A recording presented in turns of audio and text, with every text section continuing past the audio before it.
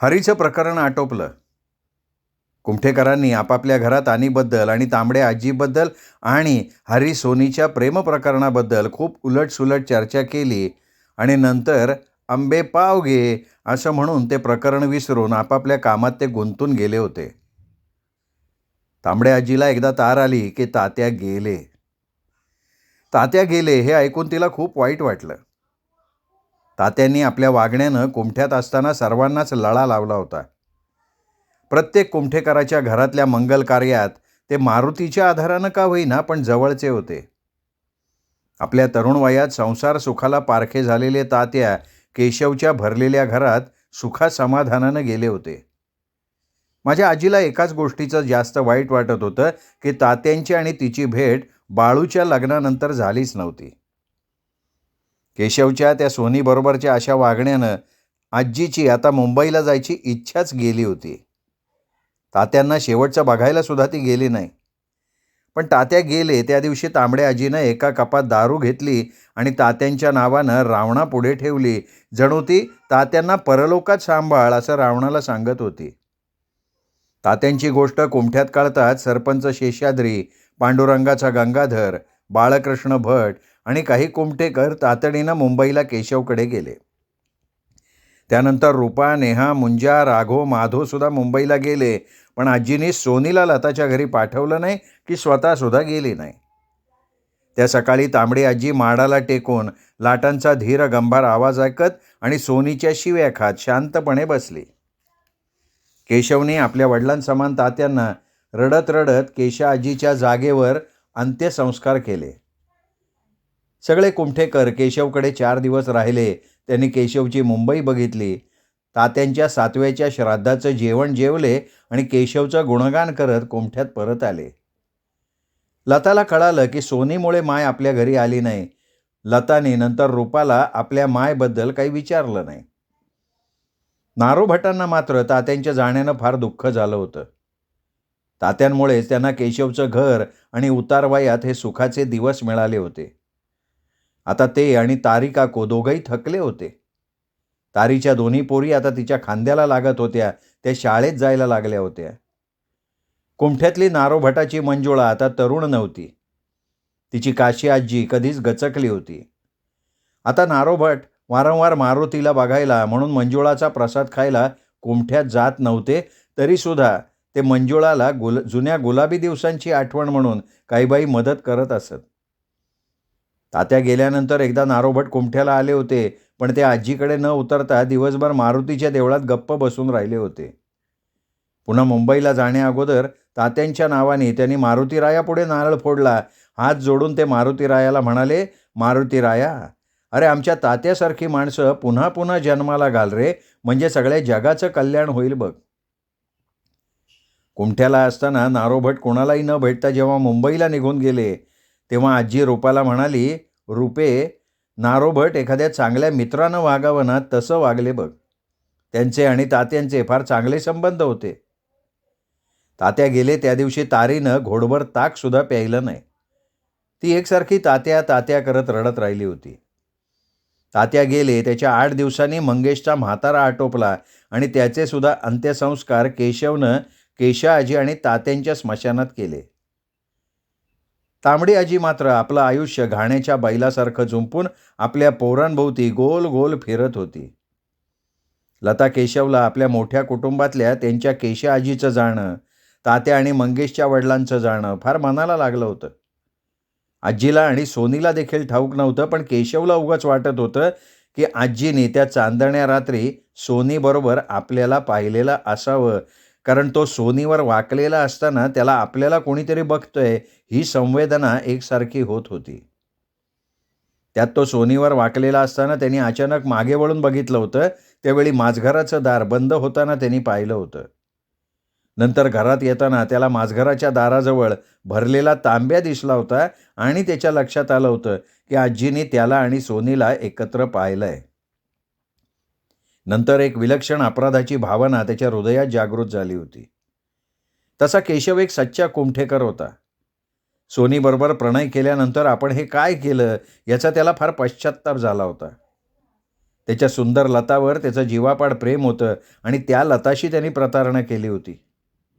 आयुष्यात पहिल्यांदा केशवची मान लाजेनं खाली वाकली होती. सोनी त्याच्या आयुष्यात आलेली दुसरी तरुणी. सोनीवर त्याचं कदापि प्रेम नव्हतं, फक्त एक पुरुषी वासना तिच्या मोठ्या वक्षस्थळाकडे बघून त्याच्या मनात जागृत झाली होती आणि ती त्याची वासना तृप्त झाल्यावर मात्र सोनीबद्दल वाटणारं आकर्षण संपलेलं होतं. त्याच्या जीवनात, त्याच्या हृदयात फक्त लताला जागा होती. तरीही आजीचा आपण त्या रात्री विश्वास घालवला ही भावना केशवला अस्वस्थ करत राही. आपण असे मूर्खासारखे का वागलो याचा त्याला अनेकदा पश्चात्ताप होत असे. कधी त्याला वाटत होतं की तांबडे आजीने आपल्याला सोनीबरोबर पाहिलं ह्या निव्वळ आपल्या मनाचा भ्रम असावा. पण जेव्हा लतानी त्याला कुमठ्यावरून आल्यावर स्पष्ट शब्दात सांगितलं की तुम्ही यापुढे एकटं कुमठ्याला जायचं नाही, तुम्हाला जायचं असेल तर आपण जोडीनं जाऊया, आणि केशव काय ते समजला. कधी तो ह्या गोष्टीचा सुद्धा विचार करत असे की त्या रात्री लतानं का तांबडे आजीने आपल्याला पाहिलं, आणि लता असं कुमठ्याला एकटं न जाण्यासाठी एकदम आपल्याला का बोलली. पण जेव्हा त्याने नीट लक्षपूर्वक लताकडे बघितलं त्यावेळी तिचं त्याच्याबरोबरचं वागणं त्याला पहिल्यासारखंच वाटलं.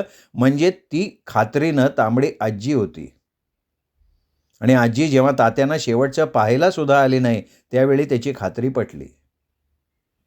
नंतर पश्चात्तापानं बोलणाऱ्या केशवनं एक रात्री उठून यल्लम्मा देवीजवळ असलेला त्याचा चांदीच्या फ्रेममधला फोटो कुणीही जवळपास नसताना हळूच उचलला आणि खिडकी बाहेरच्या गटारात फेकून दिला.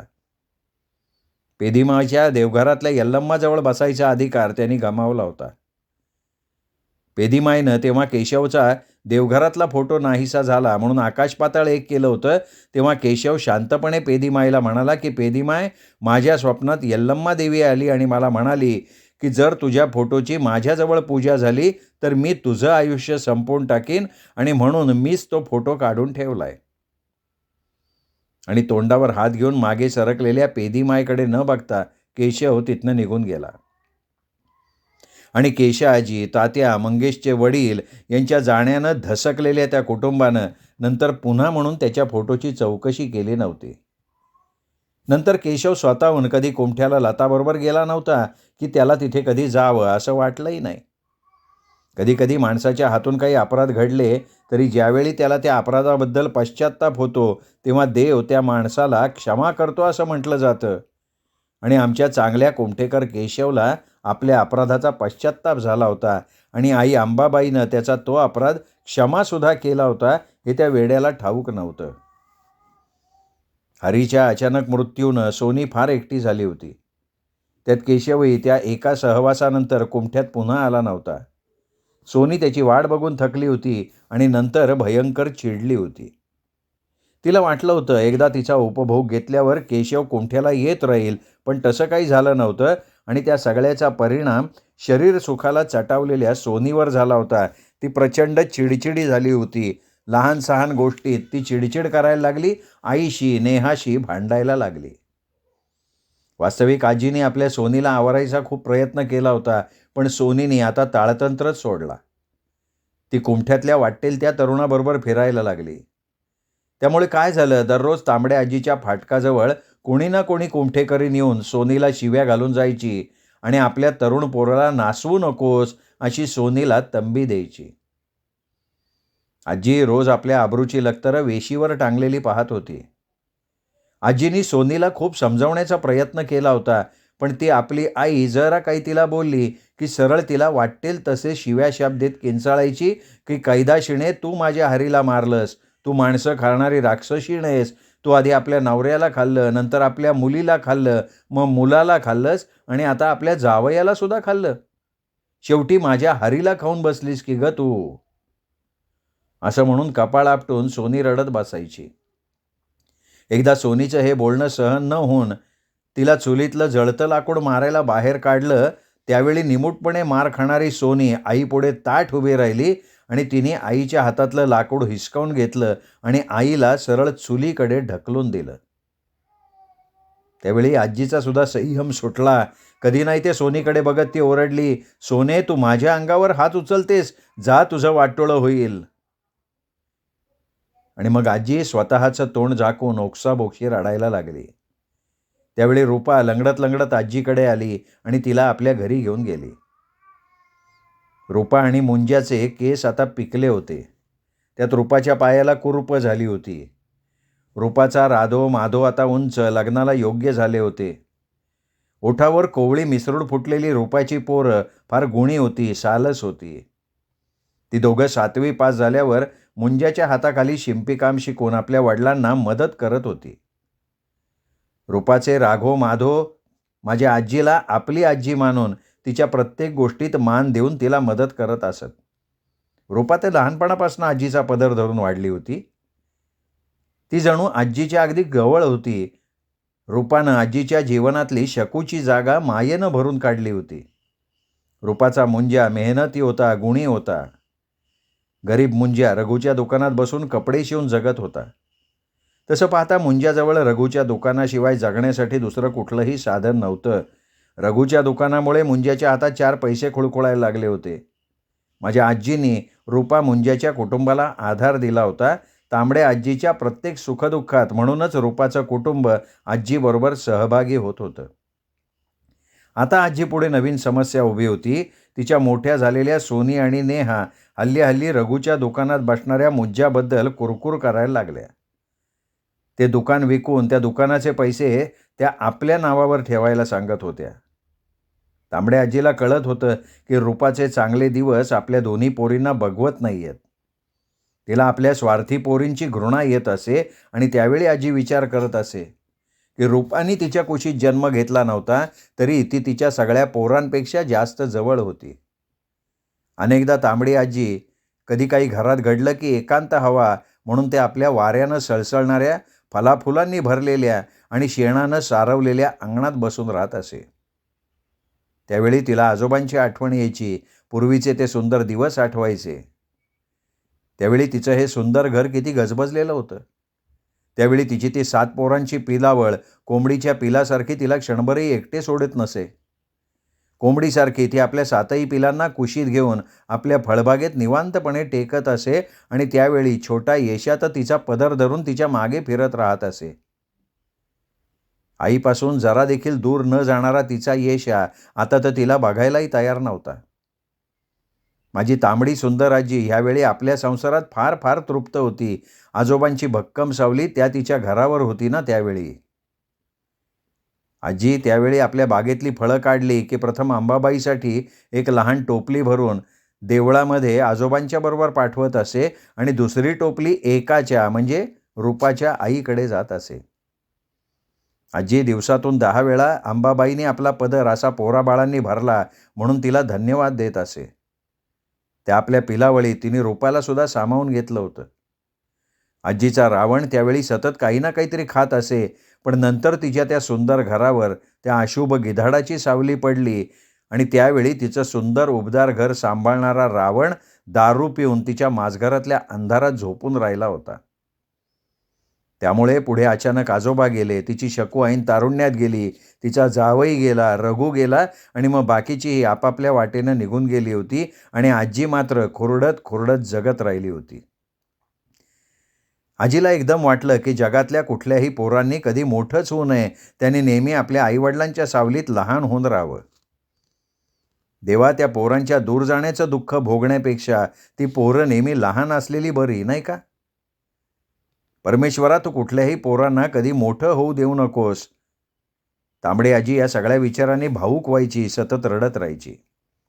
आजीनी सगळ्या पोरांच्या खस्ता खाल्ल्या होत्या, सगळ्यांचं कोडकौतुक केलं होतं. आपल्या आईचा दुस्वास करणाऱ्या शकूला लहानपणी तांदळाचे लाडू पिनाके आवडतात म्हणून ती स्वतः उकडे तांदूळ धुवून सुकवून जात्यावर दळून गुळाचे ते कडक लाडू डबा भरून शकूसाठी करायची आणि खादाड शकू उठता बसता ते लाडू घेऊन चगळत राहायची. शकूला नेहमी मोठी मासळी आणि सुरई बारीक तांदळाचा भात आवडायचा. आजोबा असताना तांबडी आजी मुद्दाम शकूसाठी रोज सुरई तांदळाचा भात रांधून मोठी मासळी असून आमटी करून अगोदर शकूला वाढायची ताट भरून आणि नंतर आजोबा गेल्यावर त्या सगळ्या खर्चाच्या गोष्टीवर तिला मात्र खीळ घालायला लागली. सोनीला कालवा आवडतात म्हणून ती आठवड्यातनं 2दा कालव्याचं सुकं करून अंगणात अभ्यास करणाऱ्या सोनीला माझघरात बोलवून कालवं खायला घालत होती. रावणाचे सुद्धा तांबडी आजी फार लाड करायची. तिच्या चुलीवर काहीही शिजलं की ते पहिल्यांदा रावणाच्या पुढ्यात मांडत असायची.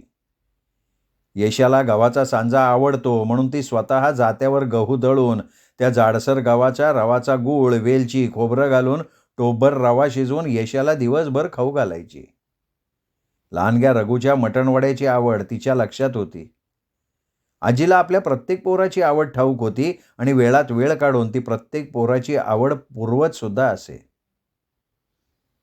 हल्ली सोनी आणि नेहा रघूचं दुकान विक आणि अर्धे अर्धे पैसे आम्हाला दे असे आईच्या मागे लागल्या होत्या. नाहीतर आपल्या आईच्या मागे मुंज्या किंवा केशव हे दुकान खाऊन बसेल ही भीती त्यांना वाटत होती. तसं बघता ते दुकान केशवचं होतं म्हणून आईकडे त्या लवकरात लवकर ते दुकान विकून त्याचे पैसे मागत होत्या. कधी कधी त्या दोघीही संतापून तिला शिव्या शाप देत. एकदा नेहा तिला म्हणाली, माय तू एक दिवस पटकन मरून जाशील, मग 4 देडक्यांकरता आम्ही काय त्या मुंज्याचे पाय धरायचे का? उद्या केशवनी दुकान घेतलं तर नंतर आमचं कसं होणार? आजी तेव्हा काही न बोलता आपल्या पोरींच्या शिव्या खात माडाजवळ जाऊन मुळू मुळू रडत बसायची. आपल्या आयुष्याला कोसत राहायची. एकदा तर सोनीनी आणि नेहानी कहर केला. त्या सरळ मागच्या अंगणात जाऊन मुंज्या आणि रूपाला शिव्या घालायला लागल्या. पूर्वी दुकान नको नको म्हणून नाटक केलं आणि आता सापासारखं त्या दुकानाला विळखा घालून ते सगळे बसलेत म्हणून त्या ओरडायला लागल्या. तसं रूपा सोनी आणि नेहाच्या शिव्या ऐकत रडत पडत आजीच्या घरी आली आणि सोनीला म्हणाली, हे बघ सोनी, नेहा, मी तुमच्या मोठ्या बहिणीसारखी आहे. मी का तुमचं दुकान खाईन ग? मी उद्याच यांना सांगते आणि तुमचं दुकान खाली करते. आणि माझी आजी रडणाऱ्या रूपाला जवळ घेत म्हणाली, अगं तू कोणासाठी रडतीयस रूपा? तुझी माय अजून जिवंत आहे, लक्षात ठेव. आणि रूपा खाली मान घालून रडत निघून गेली. रूपा गेल्यावर तांबडी आजी उठली, माडाकडे जाऊन शांतपणे बसली. तिला आता खरोखर जगायचा फार वेट आला होता. तिच्या जगण्यात आता खरंच काही अर्थ उरलेला नव्हता. एखाद्या सुकलेल्या पानासारखं आयुष्य उधळत ती नेहा सोनीच्या शिव्या खात जगत होती. घरात असं काही घडलं की त्या दिवशी तांबड्या आजीचा उपवास ठरलेला असे. आत्ताही तांबडी आजी कितीतरी वेळ शांतपणे बसून होती. रूपाने आपल्या अंगणातनं तिला बघितलं. तिच्या मायेचं हृदय कळवळलं. रूपा नंतर सोनी आणि नेहाच्या शिव्यांचा विचार न करता सरळ आजीकडे आली. तिला हलकेच उठवलं आणि म्हणाली, माय चल, मी तिसऱ्याची आमटी केली आहे आणि तू चिंता करू नकोस, तुला उद्या तुझं दुकान खाली करून मिळेल. आजीने रूपाकडे लक्षपूर्वक बघितलं. रूपा आता लंगडत होती. बारीक कृश पिकलेल्या केसांची रूपा. सकाळीच तिने अंगण सारवून काढलं होतं. आत्ता ती फार दयनीय दिसत होती. आजीने नंतर विचार केला. रूपाला म्हणाली, रूपे मला जरा बाहेर जायचं आहे, तू जा, मी नंतर येते. रूपा आश्चर्यानं म्हणाली, माय तू कुठं जाणार आहेस? मी येऊ का बरोबर? आजी हाताने रूपाला नको म्हणाली आणि उठता उठता रूपाला म्हणाली, रूपा तू माझ्या नली आणि लतासारखीच गुणी आणि माझी सगळ्यात चांगली मुलगी आहेस. रूपा समाधानानं हसली. आजीनं लगेच उठून लगबगीनं आपलं फाटकं लुगडं बदललं आणि बाहेर फाटकाजवळ जाताना तिने बघितलं रूपानं सारवलेलं तिचं अंगण अजून ओलंच होतं, सुकण्याची वाट बघत. आजी सरळ उठली आणि शेषाद्रीच्या घरी गेली. सरपंच जेवायला बसणार होते तेव्हाच त्यांच्या मुलीने राधानी त्यांना येऊन सांगितलं की बाबा, बाहेर तांबडी आजी आली आहे. सरपंच घाईघाईनं आत त्यांच्या खोलीत गेले. गडबडीत कपाटातलं नवीन धोतर काढलं, जुनं धोतर तिथेच टाकलं, नवीन धोतर नेसले आणि अंगणात पोचले. सरपंच आता मध्यम वयाचे झाले होते. त्यांचे केस आता मध्ये मध्ये पिकले होते, पण कोमठ्यातल्या सगळ्या बुजुर्ग मंडळींना आता विलक्षण मान देत होते. शेषाद्रींना पूर्वीपासून आजीबद्दल एक विशेष आस्था होती. एखादी स्त्री इतकी सुंदर, अगदी अंबाबाई इतकी सुंदर असू शकते हे प्रथम त्यांनी तांबड्या आजीला बघितलं, त्यांना पटलेलं होतं. आता ही आजी त्यांच्या अंगणातल्या पेरूच्या झाडाखालच्या चटईवर डोळे मिटून बसली होती.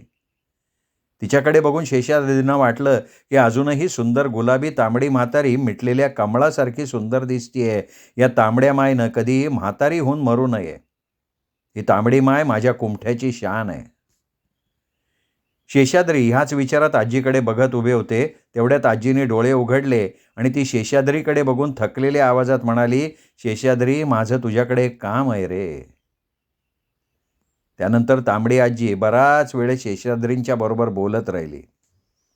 नंतर तिने आपल्या मोठ्या वक्षस्थळातनं काही कागदपत्र काढली आणि म्हणाली, "शेषाद्री, ही कागदपत्र घे. यात रघुचं दुकान केशवनी माझ्या नावावर केलंय.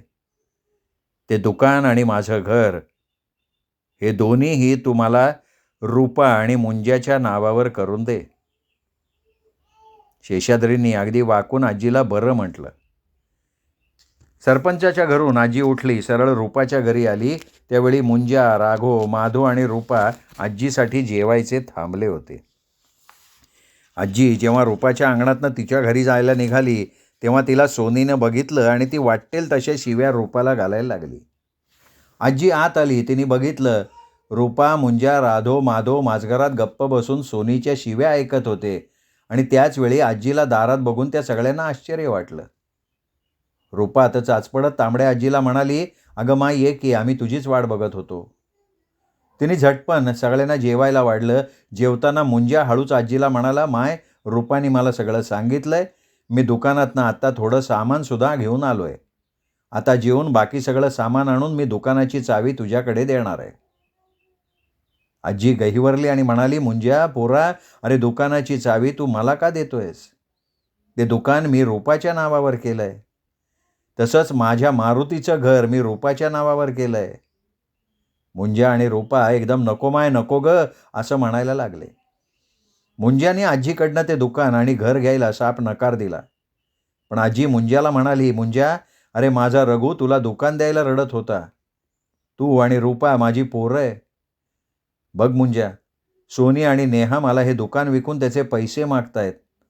येशानं दुबईला लग्न केलंय आणि आता तो माझ्या रघुचं दुकान आणि माझं घर मागायला इथे येणार आहे. तूच सांग, अशा पोरांना मी काय देऊ? अरे उद्या ही पोरं मला घराबाहेर काढतील तेव्हा मी कुठे जाऊ? आणि मला सांग ग रूपा, आपल्या आईला कोणी अशा शिव्याशाप देतं का ग?" रूपाने रडत रडत मान खाली घातली. आजी एकदम आपल्या ताटातल्या अन्नावर हात ठेवून म्हणाली, "मुंजा, पुन्हा माझ्या स्वप्नात माझा रघु रडत येतोय रे. त्याला वाटलं असेल मी त्याचं दुकान विकीन. पूर्वी मी तसा विचार केला होता, पण आता नाही. रूपा, हे बघ, या अन्नावर हात ठेवून तुम्हाला सांगते, जर तुम्ही रघुचं दुकान आणि माझं घर घ्यायला नकार दिला तर मी अंबाबाईची शपथ सांगते, मी समुद्रात जीव देईन." "रूपा, मला आता काही सहन होत नाही ग. निदान रूपा, त्या दुकानामुळे, या घरामुळे तरी मी शेवटच्या वेळी तुमच्या बरोबर असेल, नाही तर ही पोरं मला जिवंतपणे मसणवटीत नेऊन सोडतील ग." आजीच्या गळ्यातनं शब्द बाहेर फुटत नव्हते. खूप गहिवरली होती ती. मुंजा एकदम थंडपणे म्हणाला, "माय, मी रघुचं दुकान घेईन, पण महिन्याला एक ठराविक रक्कम तुला घ्यायला लागेल. तसंच तुझं घर तू रूपाच्या नावावर केलंस तरी आम्ही कोणी त्या घरात कधी राहणार नाही. पण तुझं ते घर जसं आम्ही कुठेच गेल्यानंतर सांभाळतो, तसं तुझ्या माझ्यानंतर माधव आणि राघव ते सांभाळतील." हे ऐकलं आणि आजी समाधानानं हसली.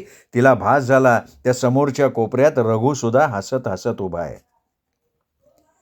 रघुचं दुकान, आजीचं घर दोन्ही रूपाच्या नावावर झालं. त्यावेळी मुंजा तांबड्या आजीला धरून रड रड रडला. मुंजानं रघुचा एक मोठा फोटो काढून तो केशा आजीच्या फोटोजवळ लावला. तो दररोज त्या फोटोवर हार चढवत असे, उदबत्त्या लावत असे. आईने मुंजाला दुकान दिलं हे कळताच सोनी आणि नेहानं जो थैथयाट केला तो मी इथे लिहूच सुद्धा शकत नाही. पण नशीब आईने आपलं घर सुद्धा रूपाला दिलंय हे सोना नेहाला कळलं नाही, नाहीतर त्यांनी आपल्या आईला जिवंत कच्चं खाऊन टाकलं असतं. या प्रकरणानंतर सोनी आणि नेहा आपल्या आईशी बोलेनाशा झाल्या. त्यावेळी माझी आई आणि मी कोमठ्याला आलो होतो. आईला जेव्हा दुकानाचं प्रकरण कळलं तेव्हा ती आजीला म्हणाली, "माय, अगदी बरोबर केलंस. रूपा आमची मोठी बहीण आहे. पण आई, सोनी आणि नेहा तुला त्रास देतात तर तू आत्ता आमच्याबरोबर बेळगावला चल." मी सुद्धा माझ्या आजीला बेळगावला येण्याबद्दल सांगितलं, पण आजी म्हणाली, "नले, मी लग्न करून लाल लुगडं नेसून इथे आली आहे. आता शेवटचं देखील मी या माझ्या घरातनं स्मशानात जाईन. आणि नले तुला ठाऊक आहे की मला माझ्या घराशिवाय कुठे चैन नाही ग पडत.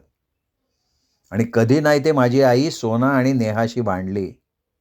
आईला जर पुन्हा तुम्ही त्रास दिलात तर मी सरळ पोलिसात फिर्याद करीन, असं माझ्या आईने त्या दोघींना धमकावलं सुद्धा. सोना आणि नेहा त्यावेळेपुरत्या तरी शांत झाल्या. त्यानंतर माझी आजी आपल्या त्या सुंदर घरातून कोणाकडे गेले नाही. माझ्या सुंदर तांबड्या आजीचा जीव आपल्या या घरावर होता. त्या तिच्या सारवलेल्या अंगणात तिला शांती मिळत असे. मागच्या अंगणात ती माडाला टेकून आपल्या भूतकाळाचा आभास घेत डोळे मिटून राही, तेव्हा आजोबांचा भास तिला तिच्या शेजारी होतो. माझ्या आईला हे सगळं ठाऊक होतं, म्हणून बेळगावला जाण्याअगोदर तिने रूपाला आईवर लक्ष ठेवायला सांगितलं आणि म्हणाली, "रूपाबाय, तू जोपर्यंत आहेस तोपर्यंत मला माझ्या आईची चिंता नाही." आणि ती मात्र अगदी खरी गोष्ट आहे. श्रोते हो, तुम्ही ऐकताय आयडा बॅरेटो लिखित तांबड्या आजीचे सारवलेले अंगण ही कादंबरी.